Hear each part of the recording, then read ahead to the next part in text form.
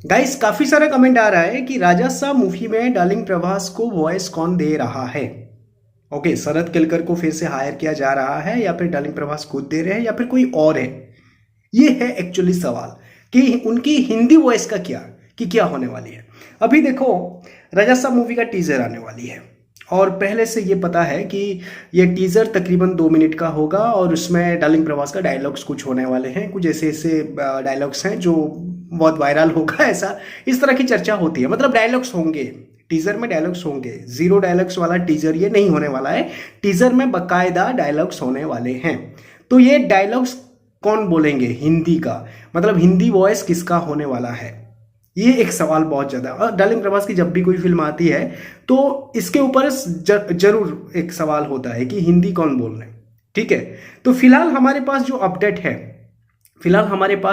है कि डार्लिंग प्रभास खुद हिंदी बोलने वाले हैं, मतलब खुद उनका हिंदी वॉइस होने वाला है, जो कि उनका वॉइस होगा प्लस एआई जनरेट होगा।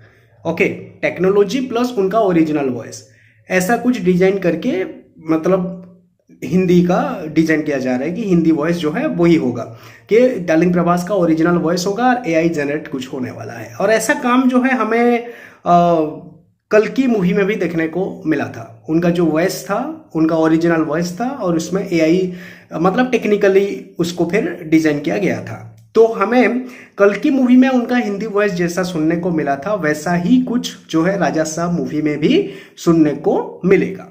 ओके, राजा साहब मूवी में भी वैसा ही कुछ सुनने को मिलेगा, मतलब AI generate plus darling Prabhas की ओरिजिनल वॉइस।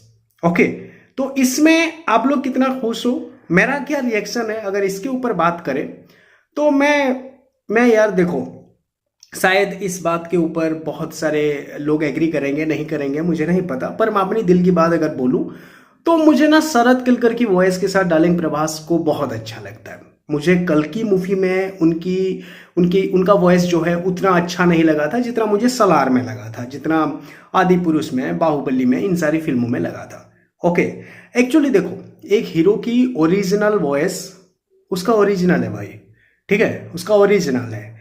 पर जहां पे लैंग्वेज की बात होती है ना, ओके, जहां पे लैंग्वेज की बात होती है ना, तो वहां पे वॉइस मैटर करते हैं। डार्लिंग प्रभास की बाकी सारे लैंग्वेज में उनका जो ओरिजिनल वॉइस है काफी बढ़िया लगता है, लेकिन जब हिंदी वाला वॉइस आता है तो वहां पे पता नहीं क्यों ज्यादा से ज्यादा प्यार जो है ना शरद केलकर की वॉइस के ऊपर जाता है कि शरद केलकर का वॉइस होना चाहिए। ओके, ऐसा ही मुझे कंप्लेन थोड़ा सा हुआ था, ये मेरी पर्सनल है, आप लोग मुझे जो बोलो, ऐसा ही मुझे लगा था रेट्रो मूवी के टाइम पे। रेट्रो मूवी का जब टीजर मैंने देखा, सूर्या खुद ही हिंदी बोल रहे थे और मैंने उसके ऊपर कंप्लेन छोड़ा था। काफी सारे भाई लोग बोले थे कि सूर्या बहुत अच्छे बोल रहे हैं, आप क्यों ऐसा बोल रहे हो।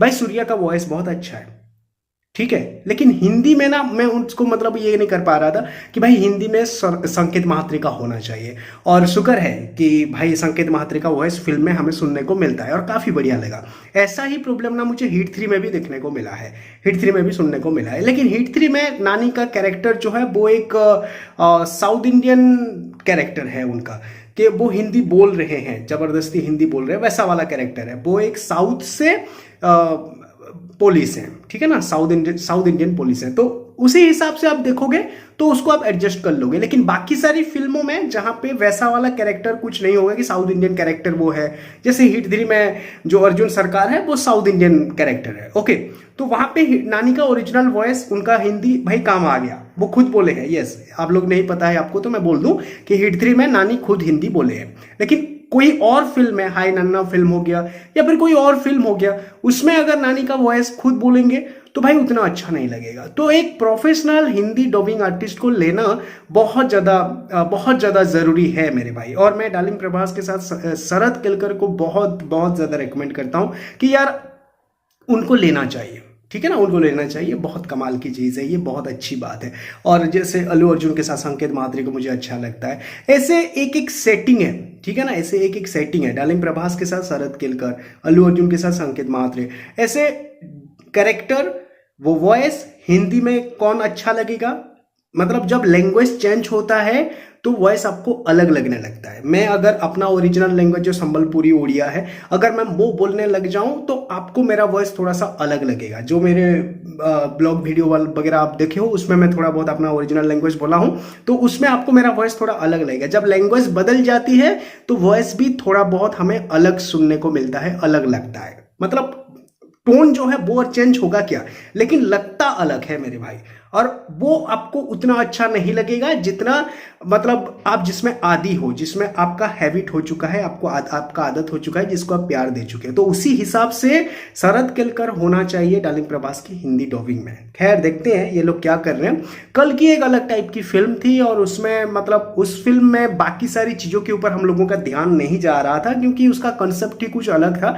हमें उनकी दुनिया को समझना, हम उनकी दुनिया को समझने में बिजी थे, महाभारत के कनेक्शन को समझने में बिजी थे, उसकी कहानी को समझने में बिजी थे। वो बाकी सारी चीज़ों के साथ ना हम बहुत ज़्यादा बिजी थे, लेकिन वॉइस के ऊपर उतना ये गया नहीं। अगर एक सलार टाइप का फिल्म होता, वो अगर एक वैसा वाला एक फिल्म होता, तो शायद हमें डार्लिंग प्रभास के वॉइस के ऊपर हम लोगों का नोटिस जाता और हम जरूर शरद केलकर का नाम वहां पे जिक्र करते। और कुछ कुछ लोग बोले भी होंगे, कुछ कुछ यूट्यूबर उसके ऊपर ये करेंगे भी होंगे, या फिर कोई उसको नोटिस भी नहीं किया होगा, क्योंकि वो फिल्म में बात करने के लिए बहुत सारी चीजें थी, बहुत सारी चीजों के ऊपर लोग बात करने का मौका लोगों को मिला था। ठीक है, लोगों को मौका जो है बहुत सारी चीजों के ऊपर बात करने का मिला था। तो डार्लिंग प्रभास की हिंदी वॉइस के ऊपर नोटिस करना या फिर बात करना कोई जरूरी नहीं समझता था, लेकिन यहाँ पे वो होगा।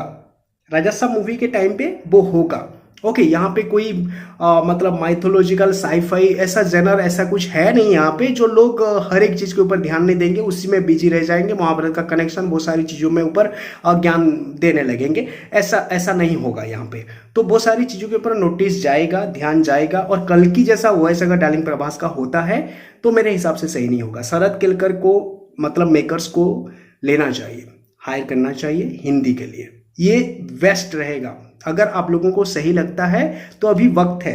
10 मई से इसका डबिंग वगैरह स्टार्ट होने वाली है राजा साहब मूवी की टीजर का।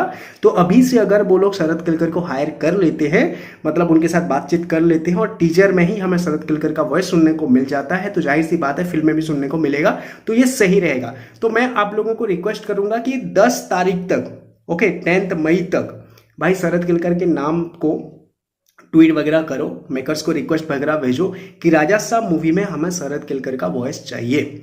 ओके, वही बाहुबली वाला कॉम्बिनेशन हमें चाहिए। ओके, तो भाई सही रहेगा अगर आप लोगों को सही लगता है तो। ओके, और नहीं तो नहीं यार, आप लोगों की मर्जी है। तो अपडेट वही है कि डार्लिंग प्रभास का ओरिजिनल वॉइस रहेगा और उसके साथ एआई जनरेट कुछ ऐसा डिजाइन किया जाएगा, लेकिन वो सही नहीं होगा यार। मैं तो आप लोगों को रिक्वेस्ट कर रहा हूं, पर आपको सही लगता है तो ट्वीट वगैरह करो, रिक्वेस्ट वगैरह भेजो राजा साहब मूवी के मेकर्स को, ताकि वो लोग वॉइस के ऊपर, हिंदी वॉइस के ऊपर, हिंदी डबिंग के ऊपर थोड़ा सा ध्यान दे और शरद केलकर का वॉइस लेकर के आए। वो एक अच्छा फैक्टर है डार्लिंग प्रभास की फिल्म के लिए, जो कि शरद केलकर वॉइस बोल रहे हैं। बाहुबली वाला कॉम्बिनेशन जो बहुत अच्छा लगता है, बहुत सही रहता है एक्चुअली में। ओके, तो आप लोग का क्या कहना है इसके ऊपर जरूर कमेंट करिएगा मेरे।